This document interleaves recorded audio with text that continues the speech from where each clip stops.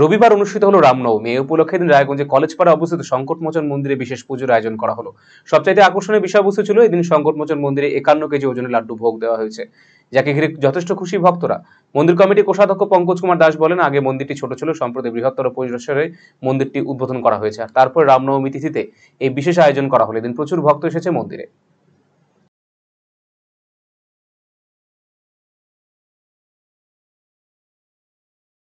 আমাদের এই মন্দির আগে ছোট্ট ছিল, এখন এই জনসাধারণের সহযোগিতায় এটা মোটামুটি বিশাল আকার ধারণ করছে। আমরা 4 তারিখে এটাকে প্রতিষ্ঠা করছি। এখন প্রতিদিন এটা পূজা হবে, নিত্য পূজা প্রতিদিন হবে। আর এইখানে 51 কেজি ওজনের একটা লাড্ডু দেওয়া হয়েছে। এটা একটা মানে ইতিহাস। হ্যাঁ, এটা কমিটির থেকে দেওয়া হয়েছে।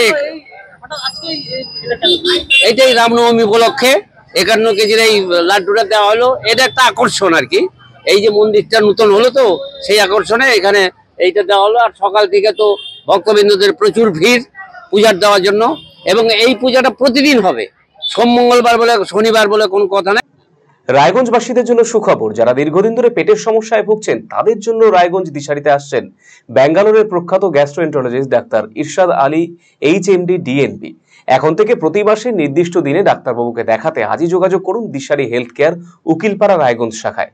যোগাযোগ করুন 7477785509 এই নম্বরে এবং 7477785512 এই নম্বরে।